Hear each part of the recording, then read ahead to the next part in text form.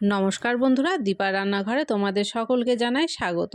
তো পাকন পিঠা বা তেলের পিঠা বানানোর জন্য আমি আজকে ব্যবহার করছি চাল বলতে এটা হচ্ছে আতপ চাল। একটা বাটিতে মেপে একটা পাত্রের মধ্যে আমি 2 বাটি চাল এখানে দিয়ে দিলাম। আমি এখানে কোনো রকম মাপ তোমাদেরকে সঠিক বলবো না, নিজেদের আন্দাজ অনুযায়ী বা নিজেরা যতটুকু তৈরি করতে চাও সেইভাবে কিন্তু করে নিতে পারো। তো যাই হোক, তারপরে দেখো এর মধ্যে আমি দিয়ে দিলাম জল, আর এটাকে আমি সারা রাত ভিজিয়ে রাখবো। তো আমি সারা রাত চালটাকে খুব ভালো করে ভিজিয়ে রেখেছিলাম, আর তারপরে দেখো এখানে সকালে আমি ফিরে এলাম।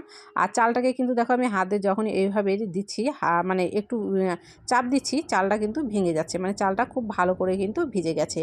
আর আমি তোমাদেরকে আগেই বলে রাখি, চালটাকে কিন্তু আমি যখন ভিজিয়েছিলাম তারপরে কিন্তু আমি 4-5 বার জল পাল্টে পাল্টে চালটাকে খুব ভালো করে ধুয়ে নিয়েছি। এখন এখানে একটা মিক্সির জার নিলাম, আর পুরো চালটা আমি একেবারে দিচ্ছি না, যতটা চাল আছে আমি হাফ হাফ করে দিয়ে দেখো এখানে একটা ব্যাটার তৈরি করে নিচ্ছি। আর চালটা তৈরি করার সময় আমি এখানে একটুখানি জল ব্যবহার করলাম। জলটা সামান্য একটু দিলেই চলবে, বেশি দেওয়ার দরকার নেই, নাহলে এটা কিন্তু বেশি তরল হয়ে যাবে।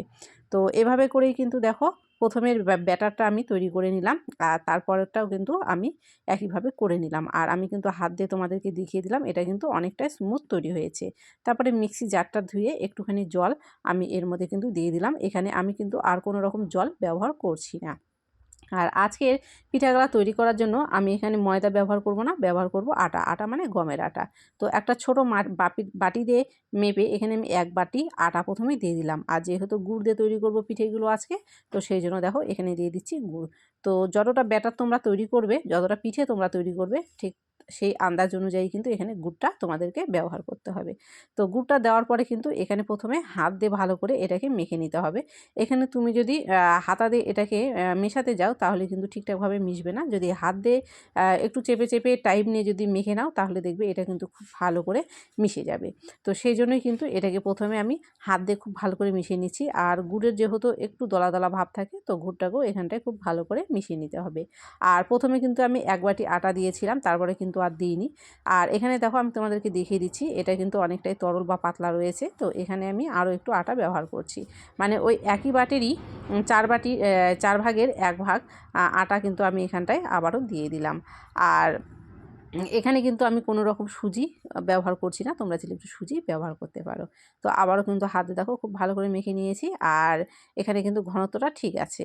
আর এখানে কিন্তু এবার দিয়ে দিলাম সামান্য পরিমাণ লবণ। যে কোনো মানে পিঠে তৈরির সময় যদি একটু লবণ দাও তাহলে এর মিষ্টির ব্যালেন্সটা কিন্তু একদম ঠিকঠাক থাকে। আর দেখো এটাকে মাখতে মাখতে এটা কিন্তু অনেকটা স্মুথ হয়ে গেছে, আর তোমাদেরকে আমি হাতে করে তুলে দেখিয়ে দিচ্ছি এর ঘনত্বটা কীরকম হয়েছে। এখন এটাকে কিন্তু আমি ঢেকে রেখে দেবো 1 ঘন্টার জন্য। আর পিঠে তৈরির ব্যাটারটা তোমরা যতক্ষণ মানে একটু বেশি সময় নিয়ে যদি ঢেকে রাখতে পারো তাহলে দেখবে পিঠেগুলো তোমাদের খুব ভালো তৈরি হবে। তো আমি এটাকে কিন্তু পুরো 1 ঘন্টা ঢেকে রেখেছিলাম। 1 ঘন্টা পরে তোমাদের দেখো আমি কিন্তু দেখিয়ে দিচ্ছি পিঠের ব্যাটারটা দেখো কতটা কিন্তু একদম স্মুথ তৈরি হয়েছে। আর এর ঘনত্বটা কিন্তু আমি বারবার করে তোমাদের উঠিয়ে দেখিয়ে দিচ্ছি, এর ঘনত্বটা কিন্তু ঠিক এরকম থাকবে। আর দেখো মানে হাতার পিঠের মধ্যে একটা কেমন মোটা লেয়ার পড়ে যাচ্ছে, সেটাও আমি তোমাদেরকে দেখিয়ে দিচ্ছি। তো হাতার মধ্যে দেখো, হাতার পিঠে যদি এইভাবে একটা আঙুল দিয়ে টেনে দাও তাহলে তোমরা বুঝতে পারবে এরকম একটা মোটা লেয়ার কিন্তু এখানটায় পড়ে যাবে। তো আমাদের পিঠে তৈরির ব্যাটার কিন্তু একদম তৈরি হয়ে মানে রেডি হয়ে গেছে। এখন কড়াইতে আমি দিয়ে দিলাম তেল। তেলটা বলতে অবশ্যই এখানটায় কিন্তু সাদা তেল ব্যবহার করতে হবে।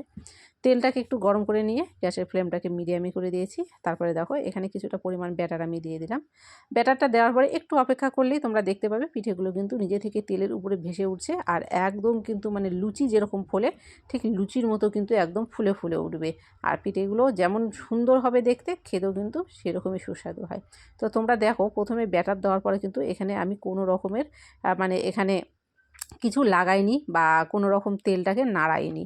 নিজে থেকে কিন্তু পিঠাটা কি সুন্দর করে দেখো এখানে ফুলে উঠেছে। আর তোমরা দেখেই বুঝতে পারছো, মানে আমরা লুচি যেরকম ভাজার সময় লুচি যেরকম ফুলে ওঠে, পিঠেটাও কিন্তু ঠিক এইভাবেই ফুলে উঠবে। তো তোমরা সেই জন্যই বলছি যে ব্যাটার যদি ঠিকঠাকভাবে তৈরি করে রাখতে পারো আর ব্যাটারটাকে যদি একটু বেশি টাইম নিয়ে রেস্টে দিতে পারো, তাহলে দেখবে তোমাদের পিঠে কিন্তু এইরকমভাবে প্রত্যেকটা পিঠে মানে প্রথম থেকে শেষ পর্যন্ত প্রত্যেকটা পিঠে কিন্তু সুন্দর হবে।